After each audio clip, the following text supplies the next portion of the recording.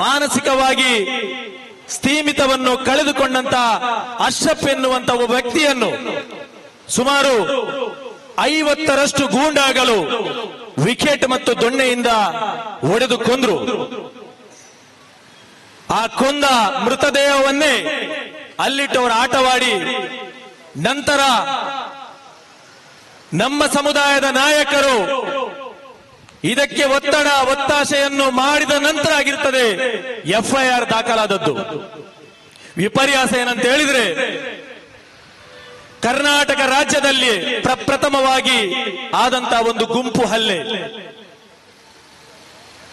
ಈ ಗುಂಪು ಹಲ್ಲೆಯ ಆರೋಪಿಗಳಿಗೇನು ಕಠಿಣ ಶಿಕ್ಷೆ ಆಗಬೇಕಿತ್ತು, ನಮ್ಮ ರಾಜ್ಯದಲ್ಲಿ ಕೇವಲ 30 ದಿನಗಳಲ್ಲಿ ಈ ಆರೋಪಿಗಳು ಬಿಡುಗಡೆಯಾಗಿ ಮತ್ತೆ ಅವರ ಕೆಲಸ ಕಾರ್ಯಗಳಲ್ಲಿ ತೊಡಗಿದ್ದಾರೆ ಎನ್ನುವಂಥದ್ದು ಹೇಳುವುದಾದ್ರೆ ನಮಗೆ ಬಹಳ ದುಃಖ ಆಗ್ತಿದೆ ಬಂಧುಗಳೇ.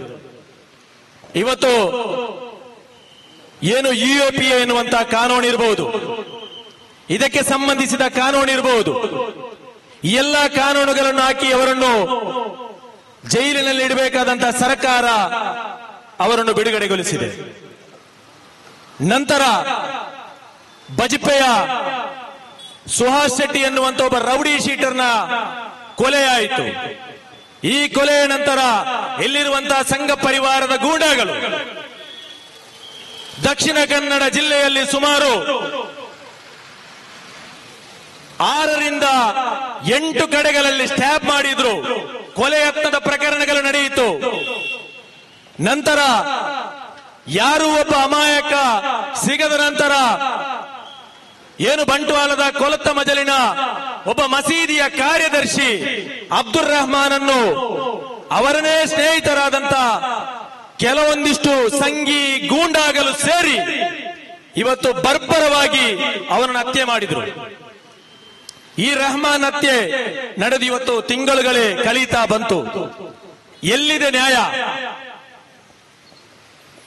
ಇಲ್ಲಿ ಹೋರಾಟಗಳು, ಪ್ರತಿಭಟನೆಗಳು, ಭೇಟಿಗಳು, ಪತ್ರಿಕಾಗೋಷ್ಠಿಗಳು, ರಾಜಕೀಯ ನಾಯಕರಿಗೆ ಭೇಟಿ ಮಾಡಿ ನಮ್ಮ ನಾಯಕರು ನಿರಂತರವಾಗಿ ಹೋರಾಟ ಮಾಡುವಂತ ಸಂದರ್ಭದಲ್ಲಿಯೂ ಕೂಡ ಹುಸಿ ಭರವಸೆಗಳನ್ನು ಮಾತ್ರ ಈ ಸರ್ಕಾರ ನೀಡ್ತಾ ಇದೆ.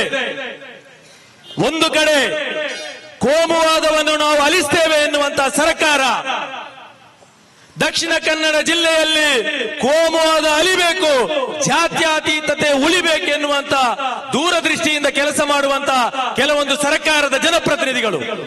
ಆದ್ರೆ ಕೊಲೆಯ ಬಂಧನದ ಆರೋಪಿಗಳಲ್ಲಿಯೂ ಕೂಡ, ಅದಕ್ಕೆ ದಾಖಲಿಸುವ ಕೇಸುಗಳಲ್ಲಿಯೂ ಕೂಡ ಇವತ್ತು ಕೋಮುವಾದವನ್ನು ಸರ್ಕಾರ ಮಾಡ್ತಾ ಇದೆ. ಒಬ್ಬ ರೌಡಿ ಶೀಟರ್ನ ಹತ್ಯೆಯಲ್ಲಿ ಇವತ್ತು UAPA ದಾಖಲಾಗ್ತದೆ, NIA ಬರ್ತದೆ.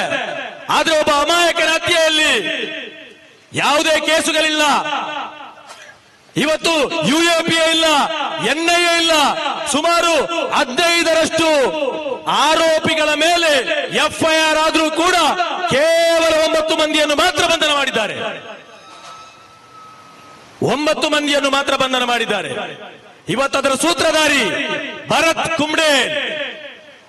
ಈ ಕುಂಬ್ಡೇಲ್ನ ಬಂಧನ ಇಲ್ಲ. ಯಾರಿವ ಭರತ್ ಕುಂಬ್ಡೇಲ್? ನನ್ನ ಪ್ರೀತಿಯ ಹಿಂದೂ ಸಮುದಾಯದ ಬಾಂಧವರಿದು ಅರ್ಥ ಮಾಡಿಕೊಳ್ಬೇಕು. ಒಬ್ಬ ಅಶ್ರಫ್ ಕಲಾಯಿ ಎನ್ನುವಂತ SDPIಯ ಸ್ಥಳೀಯ ಬ್ರಾಂಚಿನ ಅಧ್ಯಕ್ಷನನ್ನು ಕೊಂದಂತ ಈ ಭರತ್ ಕುಂಬ್ಡೇಲ್, ಆ ಸಂದರ್ಭದಲ್ಲಿ ಅವನ ಮನೆಗೆ ದಾಳಿ ಮಾಡಿದಂತ ಸಂದರ್ಭದಲ್ಲಿ ಅವನ ಮನೆಯ ಫೋಟೋ ಬಂತು, ಪತ್ರಿಕೆಯಲ್ಲಿ ಅವನ ಮನೆಯ ಫೋಟೋ ಬಂತು. ಕೇವಲ ಒಂದು ಸಣ್ಣ ಗುಡಿಸಲು ಮಾತ್ರ